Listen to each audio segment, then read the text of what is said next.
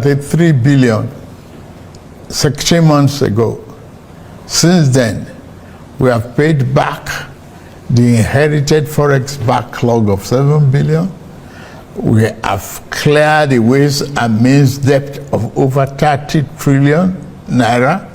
We have reduced the debt service ratio from 97% to 68%. Despite all this, we have managed to keep our foreign reserve at 37 billion. We continue to meet all our obligations and pay our bills. We are moving ahead with our fiscal policy reforms. We stimulate our productive capacity and create more jobs and prosperity. The Federal Executive Council approved the Economic Stabilization Bill, which will now be transmitted to the National Assembly. This transformative bill will make our business environment more friendly, stimulate investment, and reduce the tax burden on businesses and workers once they are passed into law. Well, Oga President don't give independent speech now. I no go explain to na wetin in talk. Una go hear am by una ear. Make una no talk say na for my mouth to come out. But one thing why I go tell una for here be say, in talk say Nigeria go better, make everybody relax. But for one thing, that thing wey in talk, I dey ask question. I don't ask people where they around me, and make I still ask you where they watch this video. Make you just answer me. Drop your comment on the comment section. They don't dey talk say Nigeria go better. Today again, wey be Independence Day, where President Tinubu come give speech, he still talk say Nigeria go better. Now my question be say, when? This one wey be say, if president come out, that one wey come out go better pass the one wey they enter. Now I might ask, when Nigeria go better? Now only question why I get to ask for this thing wey in talk. Anyway, I go allow you make you watch the video, make you hear everything wey you talk by yourself. Just hear them by yourself. As you dey watch am, there are some funny parts where they the video. That's why you see me, I dey remember it, I dey laugh. But I no want talk am. Make una hear am by una ear. Make una hear am direct from the person wey talk am mouth. Yeah? So watch the video. In these challenging times, our administration knows that many of you struggle with rising costs and the search for meaningful employment. I want to assure you that your voices are heard. As your president, I assure you that we are committed to finding sustainable solutions to alleviate the suffering of our citizens. Once again, I plead for your patience as the reforms we are implementing show positive signs, and we are beginning to see the light at the end of the tunnel. Exactly 64 years ago, our founding fathers chose democracy as a form of government and launched the dream of a great country that will lead the rest of Africa out of poverty, ignorance, and underdevelopment. A beacon of hope for the rest of Africa and the world. Over 6 decades later, we can look back and Nigerians worldwide can see how well we have succeeded in realizing the lofty dream of our founding fathers. The world is witnessing and benefiting from the can-do spirit of Nigerian people, our massive intellectual capacity, and our enterprise and industry in all vocations, from art to science, technology to infrastructure. The dreams that our founding fathers envisaged are still work in progress. Every day, we put our hands on the plow, determined to do a better job of it. While it is tempting to focus on what has been left undone and where we have stumbled as a nation, we must never lose sight of how far we have come in forging and holding our country together. Since independence, our nation has survived many crises and upheavals that led to the dissolution and disintegration of many other nations worldwide. 6 years after independence, our country descended into a political crisis that led to a bitter and avoidable civil war. Since returning from the brink of that darkest moment, we have learned to embrace our diversity and manage our differences better as we continue to work towards engendering a more perfect union. Despite the many challenges that buffeted our country, we remain a strong, united, and viable sovereign nation. Dear compatriots, our independence anniversary gave us another chance to reflect on how far we have gone in our journey to nation building and to renew our commitment to building a better nation that will serve present and future generations of Nigerians. While we celebrate the progress we have made as people in the last 64 years, we must also recognize some of our missed opportunities and mistakes of the past if we are to become one of the greatest nations on earth as God has destined us to be. Our mistake must not be follow into the future.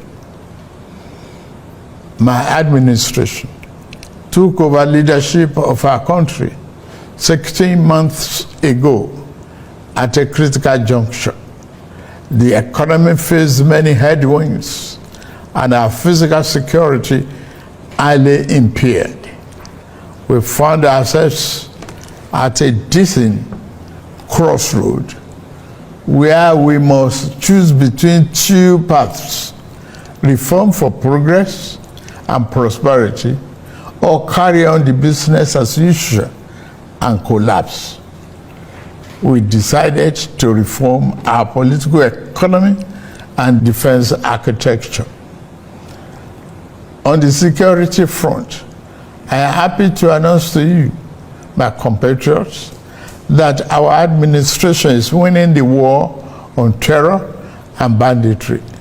Our target is to eliminate all threats of Boko Haram, banditry, kidnapping for ransom, and the scourge of all forms of violent extremism. Within 1 year, our government has eliminated many Boko Haram and bandit commanders faster than ever. As of the last count, over 300 Boko Haram and bandit commanders have been eliminated by our gallant troops in the northeast, northwest, and some other part of the country. We have restored peace to hundreds of communities in the north, and thousands of our people have been able to return home. It is an unfinished business, I agree, which our security agencies are committed to ending as quickly as possible. As soon as we can restore peace to many communities in the troubled part of the north, our farmers can return to their farms. We expect to see a leap in food production and a downward spiral in food costs. I promise you, we shall not falter on this.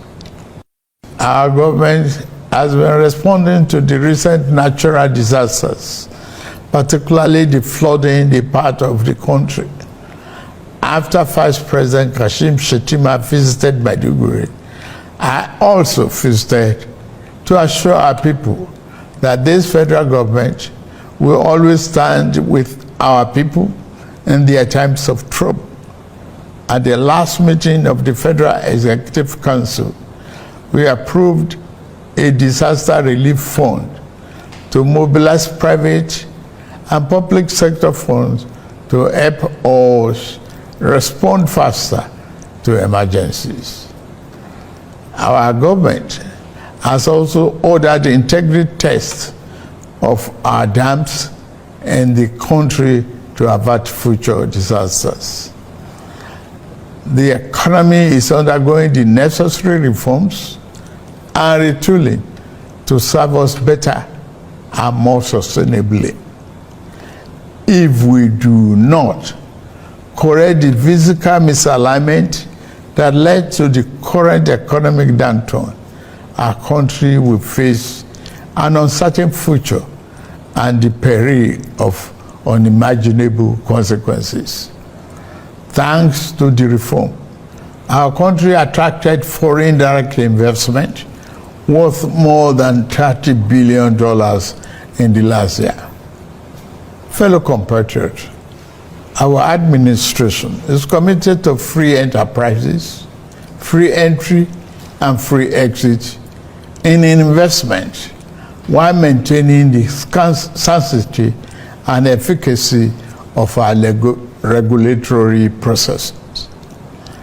This principle guides the divestment transaction in our upstream sector, where we are committed to changing the fortune positively.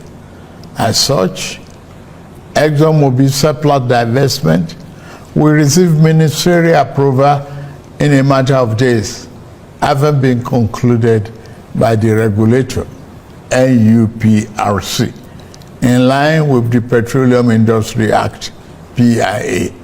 This was done in the same manner as other qualified divestment approved in the sector. The move will create vibrancy and increase oil and gas production positively, impacting our economy. The more disciplined approach adopted by the central bank to monetary policy management has ensured stability and predictability in our foreign exchange market. We inherited a reserve of over 33 billion 16 months ago. Since then, we have paid back the inherited forex backlog of 7 billion. We have cleared the ways and means debt of over 30 trillion naira. We have reduced the debt service ratio from 97% to 68%. Despite all this, we have managed to keep our foreign reserve at 37 billion. We continue to meet all our obligations and pay our bills. We are moving ahead with our fiscal policy reforms. We stimulate our productive capacity and create more jobs and prosperity. The Federal Executive Council approved the Economic Stabilization Bill, which will now be transmitted to the National Assembly. This transformative bill will make our business environment more friendly, stimulate investment, and reduce the tax burden on businesses and workers once they are passed into law. As part of our efforts to re-engineer our political economy, we are resolute in our determination to implement the Supreme Court judgment on the financial autonomy of local governments.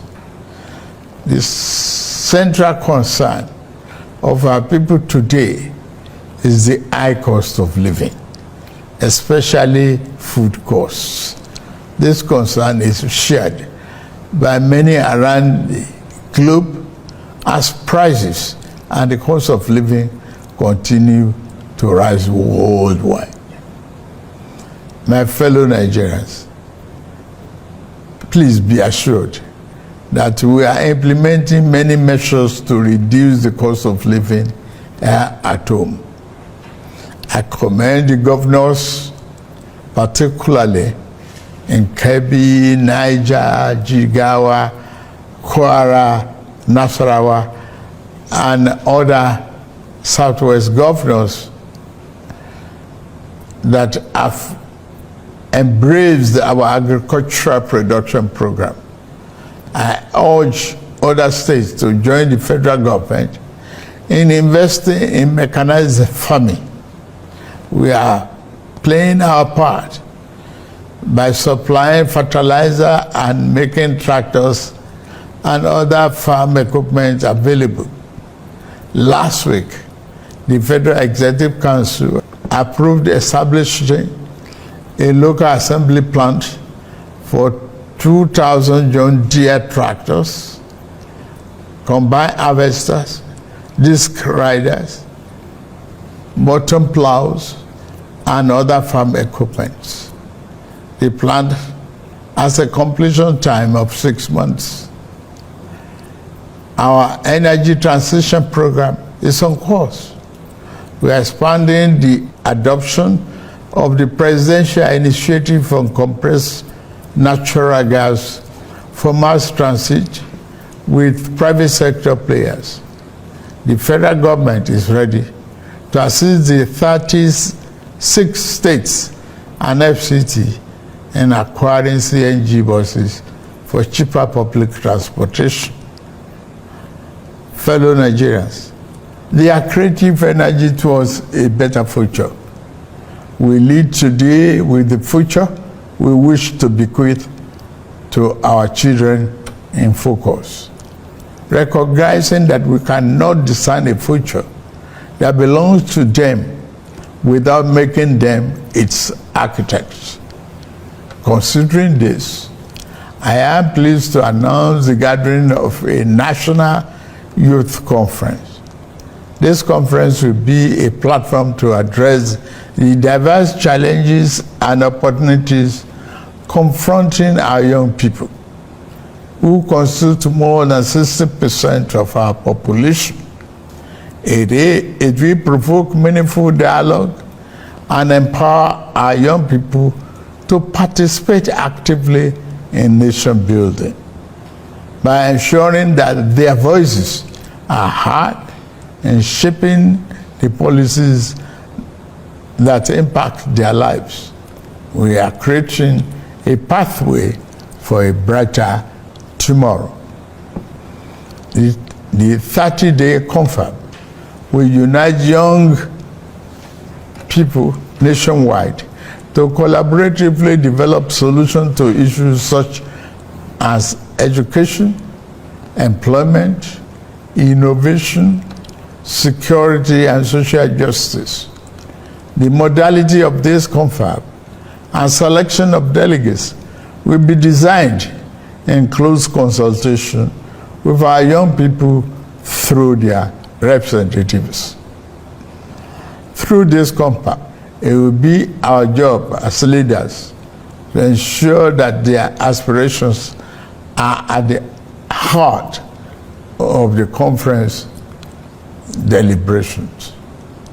The government will thoroughly consider and implement the recommendations and outcomes from this forum as we remain resolute in our mission to build a more inclusive, prosperous, and united Nigeria.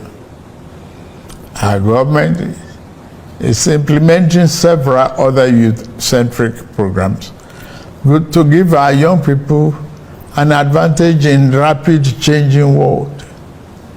We are implementing, among others, the 3 million technical program of the Ministry of Communications, Innovation and Digital Economy, aimed at building Nigeria's technical talent backbone. We have also enthusiastically implemented the Nigerian Education Loan Fund, NEL Fund, which provides cheap loans to our students to pursue their tertiary educational dream. In addition, later this month, we shall launch the Renewable Hope Labor Employment and Empowerment, the LEAP.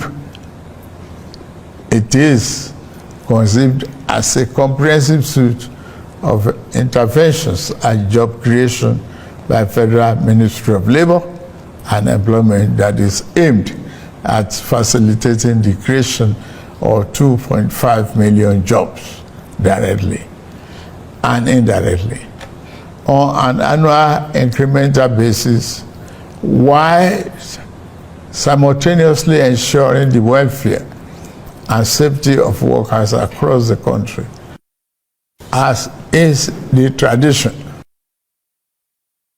The government will soon announce all the beneficiaries of our national honors for 2024.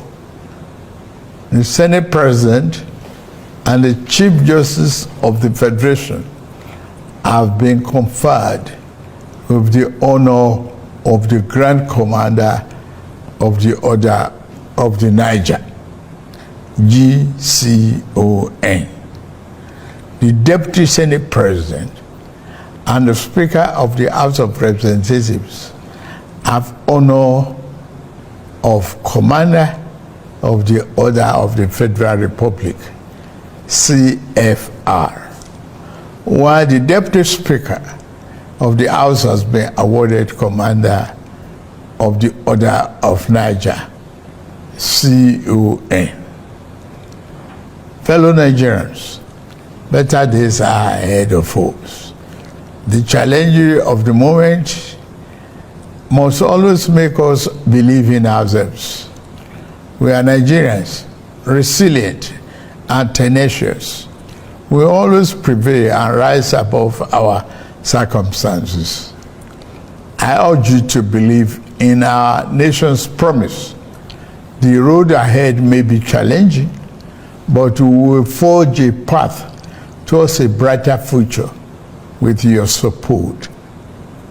Together, we will cultivate a Nigeria that reflects the aspiration of all its citizens, a nation that resonates with pride, dignity, and shared success. As agents of change, we can shape our destiny and build a brighter future by ourselves, for ourselves, and future generations. Please join us and join our administration in this journey towards a brighter future. Let us work together to build a greater Nigeria where every citizen can access opportunities and every child can grow up with hope and promise. May God continue to bless our nation and keep members of our armed forces safe. Happy Independence Anniversary, fellow Nigerians.